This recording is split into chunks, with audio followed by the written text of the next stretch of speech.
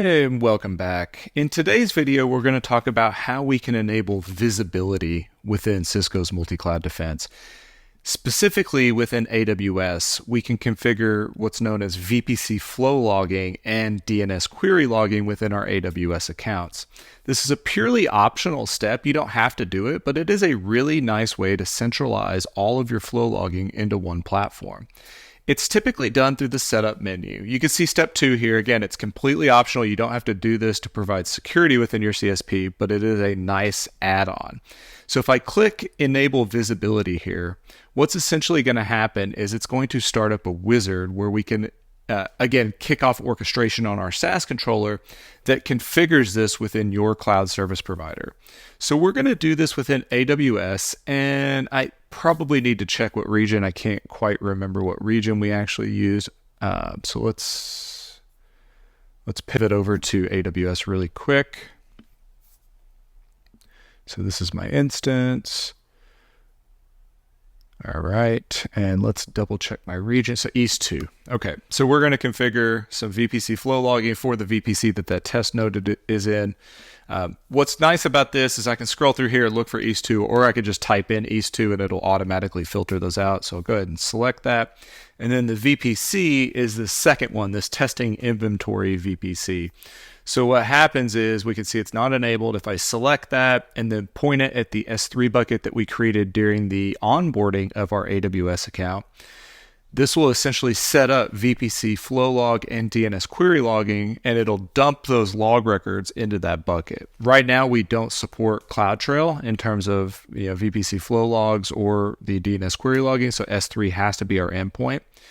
And now we can see how quickly that was, right? So what I like to do at this point typically is pivot into AWS and showcase what actually happened from the AWS side. And we'll start by looking at the actual VPC flow log parameter. So let me head into the VPCs. And if I select the VPC that I used during that visibility wizard and take a look at the flow log section, we can see the record that it created. Again, it did a big old long kind of randomized name. We can see Vaultix, still the old startup name, and then a random string, destination type S3. So filter is both directions. It looks like, the destination is that S3 bucket, which is nice. We can actually click on that and take a look at the bucket itself. And then, so 1 minute aggregation interval, it is active. And this is interesting, our custom log line format. So we do have a custom field is not the default fields for VPC flow logging. So that is definitely interesting if you're setting this up manually. And if we go over and take a look at the properties of our bucket here, you can get the ARN for the bucket that we're using, all the tags associated. You can see we do delete all objects after a day, so we try to minimize the impact that we have in terms of your storage. And it doesn't look like, we're not doing any VPC, so no flow logs have actually been sent to this bucket quite yet. We refresh that. Still nothing. The other object that we create is within the Route 53 DNS query logging. So let's head over there.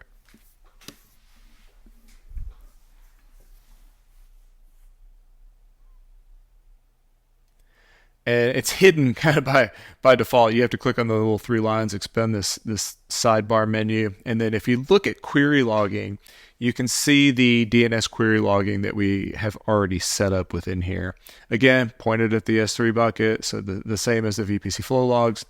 And if we dive into this, you'll see that currently it's just that one VPC. So this is where, like, if you're trying to clean up, you could actually just delete an individual VPC from this configuration if you didn't want to do DNS query logging. And again, it's just part of the steps that the controller automation takes when we're configuring visibility.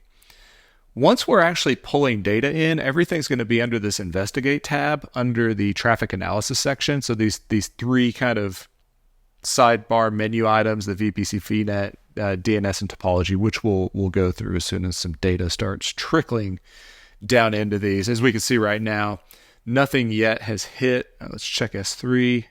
Well, we are getting some VPC DNS query logs in here.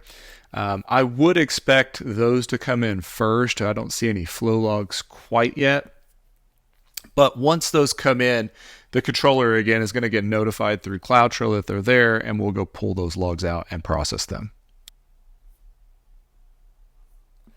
Okay, so I had to wait a little bit for the controller to process the flow logs that were already existing. And I do only have one test system out there actually like producing traffic.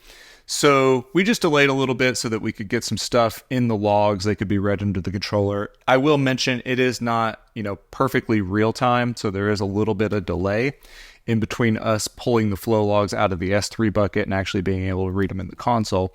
But now that we've had a little time elapsed, let's actually go in and look through. So if I go to the Investigate tab within Multicloud Defense, you'll notice under Traffic Analysis, these sections, Topology, DNS, and VPC, are really where all of this visibility comes into play. Mind you, this is not traffic traversing our gateways. This is traffic that we are actually reading out of the cloud service providers.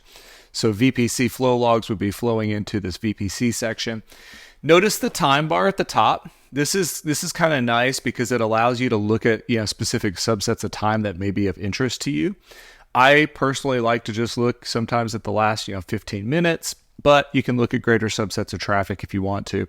You will notice that you can also limit it to specific accounts. You can look at malicious traffic versus all traffic, which is kind of nice. And there is an advanced search option here where if you have like very specific queries you want to look into, you can look at things like, specific parts of the TCP connection set, like whether it's TCP, UDP, what port it's actually flowing on, protocol. So all of these are active parameters, and we do allow you to kind of fill in the blanks as you go here. So we try to make it as simple as possible. Now, all of these graphs are nice. I will admit to not using them all the time, but you do get some pretty interesting kind of trends, traffic depictions within here, so we can see like what traffic from a VPC, VNet, flow log capacity is coming in. If I had multiple VPCs and multiple instances, you'd really see where that kind of differentiates between the various VPCs and instances, how much traffic are being consumed, how many flow logs we're actually reading in. VPCs and VNets by addresses, you look at top destinations, top ports being used. So again, we kind of break all of that down with some back-end programming on the controller itself. So what I like about this is you can dive in, and again, think of this as a means by which we can centralize all of the flow logs from various accounts, various CSPs, all into one kind of consolidated system. And if we look at the two tabs here, if I go to logs, you get really the details of each of these VPC flow logs that we're reading in here. And what I like about this is not only can I click in and look through all of the different details of a specific flow log, but because our controller is also reading in the metadata from the CSPs themselves, we actually do some flow log enrichment. And what do I mean by that? So a normal flow log is going to be your typical source, destination, addresses. It's going to be the port, protocol being used, your typical like 5-tuple matching criteria, right? But we also come in and we do things like the bytes, but we will, because we've learned that metadata, we'll actually start to put that metadata in. So VPC flow log instance data, as well as all the tags. So this is nice because I could be looking at a flow log and not really know what that source or destination was. But because we're enriching it, I can see, all right, this is the VPC flow log instance tags that are applied to that source or destination. And I'm looking at this and I can say, okay, the owner is Jay Lund, the name is testing box, the environment's testing, and the department is sales dude. So again, now I have some metadata that's actually telling me a little bit more details than just the native flow log itself would. So again, these are kind of nice just from being able to look at and maybe do a root cause analysis, look back through, and just try to decipher what's going on in your CSP environment. Very similarly, the DNS view is just looking at that DNS query logging that we're doing in AWS. So I showed you where that was configured within AWS. This is going to allow us to look at, again, just the same kind of logging, but just in a different light in terms of where is our DNS traffic destined towards, what countries are we looking at. So, United States in this case, news, computer and internet, search engines and portals, and advertisements are kind of the top categories. You did get some pretty cool info, like especially in a more verbose environment. This, again, I've just got a test machine out there doing some curls to some random websites. So we can see the FQDNs that were actually resolved here.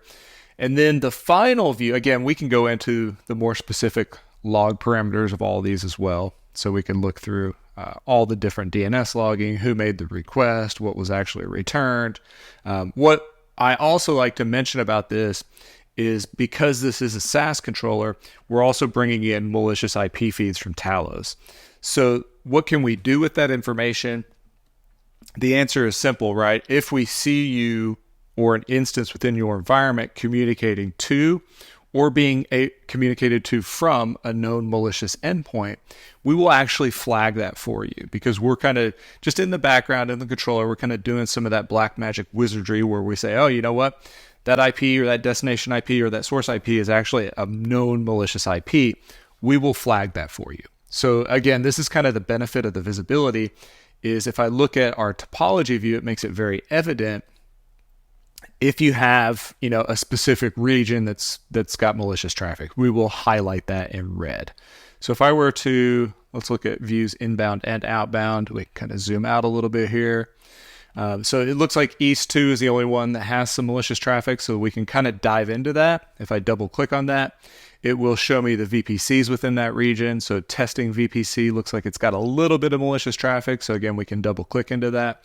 And this becomes very evident which nodes in that case. So in our public subnet, this testing box, again, the box that I set up for this purpose, is communicating. So what I don't know is it inbound or outbound? Because outbound's a problem, right? Outbound would mean the testing box is actually initiating connection to known malicious IPs.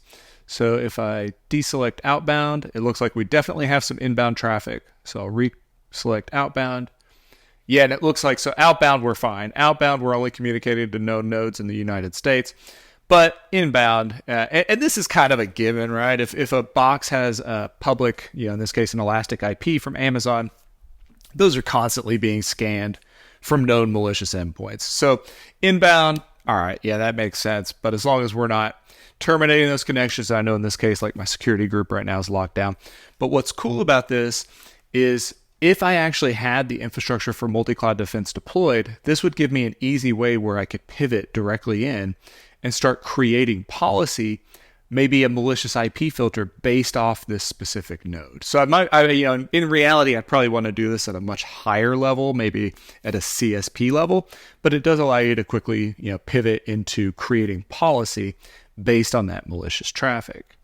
So with that said, what we've done in this video is we've actually went through and we've set up the visibility for AWS account that's been onboarded, specifically within the East 2 region within a VPC that we had set up for testing. Again, this is something you can do in one foul swoop for every VPC, or in the case of Azure, like an NSG. But we just really went in and selectively created that VPC flow log using our controller-based automation. If I wanted to back any of this out after the fact, right now, our controller does not allow you to delete that information. So if I wanted to actually clean this up from a provider standpoint, I would simply go into my AWS console. I would empty this S3 bucket, right? So typically the first part of cleanup is actually emptying the S3 bucket itself. And that would clean up all the existing logs in there. And I might be a little bit backwards in this actually. We would go into the VPC. So I would go into my VPC here. I would look at the flow logs. I would delete the flow log. It's now deleted from there. I would go to Route 53. I would look at my query logging, and I would delete that. So again, you could selectively delete it from just logging for those VPCs that we've identified. But I'm going to go ahead and, just for the sake of not having to pay Amazon any more money than I already do, I'm going to stop query logging, and then I'm going to delete the object itself.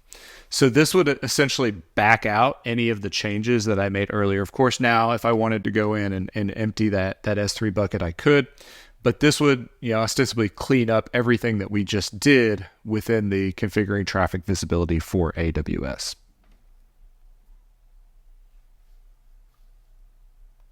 As always, if you found this video useful, keep a keen eye on this channel, as we will be releasing more and more content around the deployment and uses of multi-cloud defense and how you can use it to protect your cloud infrastructure. Thank you for watching. We look forward to seeing you in the next video.